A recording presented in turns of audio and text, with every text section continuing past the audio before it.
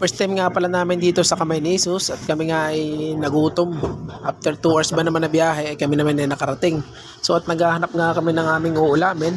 Meron nga kami nakita dito. Mula dun sa kauna-una hanggang dito sa may bandang dulo ay halos puro longganisa. Ang Quezon kasi ang Lukban ay kilala sa paggawa ng longganisa. Ang longganisa nila ay kakaiba. Hindi siya ganong katamis. Pero mas gusto ko ang longganisa ng Lukban, Quezon. So at ito nga, naghahanap-hanap kami ng may ulam.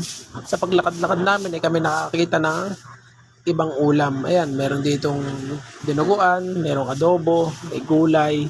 So ito nga yung hilig ng aking mga kasama. Ako gusto ko naman ng longganisa ng Lukban dahil para sa akin ay mas masarap ito. So at ayun nga, naghahanap ang aking asawa ng sabaw para sa aking baby na mulag. So ayan, nagtingin siya ng sabaw dyan. Kaya lang goto, hindi naman siya mahilig sa baka kaya hindi rin niya ito gusto. So at ito na nga, hindi nga maintindihan kung anong uulamin dahil halos lahat ng ulam dito ay meron din sa amin.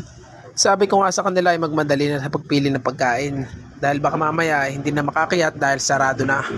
Anong oras na rin kami nakadating dito? Ay alas 5 ang sarado ng daan papuntang Kamay ni Jesus. So at ito na nga, namimili na nga kami ng ulam, namimili na nga sila ng ulam. So may napili sila, dinuguan, balon-balunan, at nagpaihaw na rin ng longganisa. At umorder na ng pansit. Yung van nga pala na aming nasakyan ay sa shortcut dumaan na pag hindi mo kabisado ay magkakandaligaw-ligaw ka talaga. So at marami ka rin makikita dito at matadaanan ng mga falls dito sa may Lukban, Quezon. So at ito na nga, nagtaka lang nga si ate ng dinuguan. So at pumunta na nga ako dun sa ihawan para magpaihaw ng longganisa.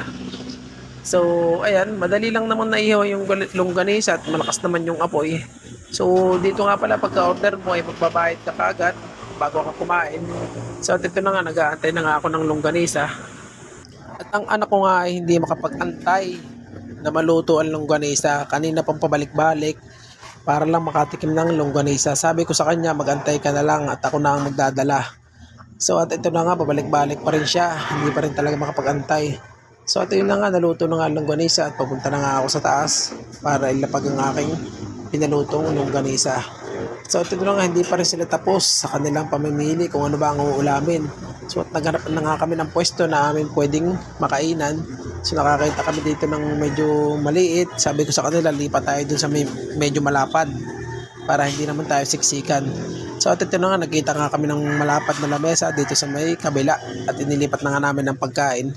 So at ito na nga, inabot sa akin ng resibo para bayaran ko ang aming in-order. Bumili na rin nga pala kami ng plato na aming gagamitin na paglalagyan ng kanin. Dahil dito pag wala kang plato at di ka naman bumili ng kanin, bibili ka ng plato. 3 nga pala ang isang plato at bumili ako ng 8 plato. So ito na nga, piniprepare na namin ang aming pagkain. May dala nga din pala kaming tubig at umorder na rin ako ng isang coke na malaki. So habang nag-aantay nga ay kinukuha ko ng plato para may mapaglagyan kami ng aming kanin.